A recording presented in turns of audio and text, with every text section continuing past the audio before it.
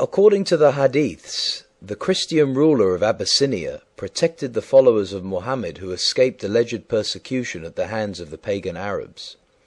Also, according to the Hadiths, Muhammad met with the priest Bahira, who allegedly recognized him as a prophet.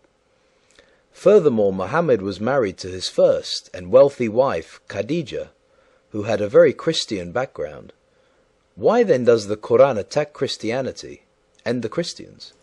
Muhammad's knowledge and understanding of Christianity was even more abysmal than that of his understanding of the Hebrew Bible, as we shall reveal. The words Christian and Christians appear 14 times in the Quran.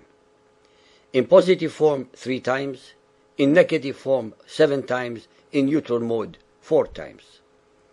As we explain in our series numbers 6a and 6b, regarding the 2 periods of alleged revelations of the Quran, as well as in number 18, regarding the cases of abrogating and abrogated verses, at the beginning of Muhammad's so-called revelations in Mecca, he was conciliatory and accommodating towards both Christians and Jews. His attitude changed when he went to Medina and was rejected by both the Christians and the Jews as a prophet and as a messenger of Allah. It was during this period that he started attacking both the Christians and the Jews with an avalanche of ignorant and ignoramus hate-mongering and war-mongering verses, as well as with acts of terror against them. Muhammad in his Quran made it clear to his followers that he was the awaited for Messiah of the Jews and the Christians. Chapter 61, verse 6.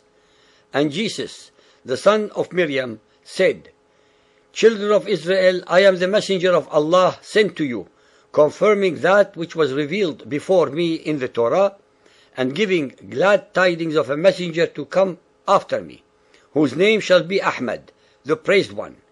But when he came to them with clear signs, they said, "This is sorcery." Not a single follower of Muhammad, past, present, or in the future, can point out such a prediction in the New Testament without perverting, contorting, and twisting language, religion, reality, and facts.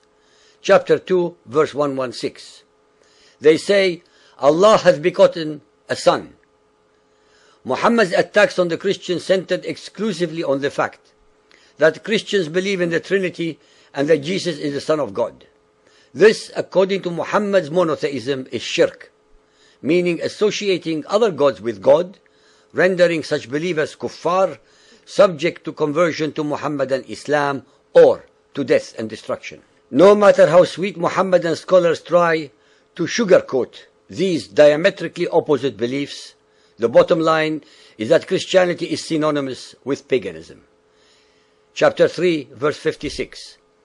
As for those disbelieving infidels, Jews, Christians, and pagans, I will punish them with a terrible agony in this world and the next.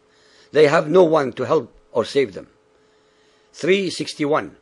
If anyone disputes with you about Jesus being divine, flee them and pray that Allah will curse them. 369. It is the wish of the followers of the people of the book, Jews and Christians, to lead you astray, but they make none to go astray except themselves, but they perceive it not. Since the people of the book already had the original and uncorrupted revelations, Muhammad plagiarized, plundered, pirated, and or perverted version of their scriptures was and still is no match to theirs. That is why Muhammad's Quran rants incessantly about their disbelief. Of course, they were and still are in disbelief about the mendacity, perversity, and unholiness of Muhammad's Quran. Chapter 3, 118. O you who believe, take not into your intimacy those outside your religion, pagans, Jews, and Christians. They will not fail to corrupt you. They only desire your ruin. Rank hatred has already appeared from their mouths. What their hearts conceal is far worse. This verse is one among hundreds that discriminate, incite hatred, and vilify all humans who do not believe as the Muhammadans do, in Allah and in Muhammad as his messenger. Chapter 4, 157. We killed the Messiah Jesus, but they killed him not, nor crucified him. For surely they killed him not.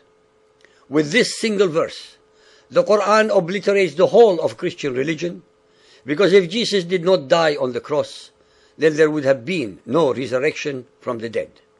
Without death and resurrection, Jesus could not have been the Messiah, the Redeemer of humanity, and hence there can be no Christianity. Another obvious divinely revealed error in the above is the fact that the Jews never accepted that Jesus was their Messiah, and hence did not and could not have called him the Messiah Jesus. Chapter 5:17. In blasphemy, kafara, indeed are those that say that Allah is Christ, the Son of Mary. 5:18. The Jews and the Christians say, we are sons of Allah and His beloved. Muhammad's understanding of the words of the Bible, as repeatedly shown in his Quran, was utterly abysmal, to say the least. When the Bible mentions sonship, it is never meant as a biological one, but only that God, not Allah, is the Father of all of His creation. 5:51. O ye who believe, take not the Jews and the Christians for your friends and protectors. They are but friends and protectors to each other. And he amongst you that turns to them for friendship is of them. The listeners should not require many more such vile verses to be convinced of the Quran's racism, hate-mongering, and discriminatory attributes. Incessantly, throughout its verses and chapters, as in this verse alone, there are several extremely important mistakes, rendering its alleged origin as divine, null and void. In this verse, as well as in all the other verses of the Quran, the mother of Jesus is called Miriam and not Mary. The title Messiah was given to Jesus by his much later followers from among the Greeks and the Romans, but not by the Jews. Furthermore, Messiah is Hebrew for the anointed, which is Christ in Greek. Neither Jesus nor his mother knew any God by the name of Allah, especially since the God of Israel and Jesus has no name.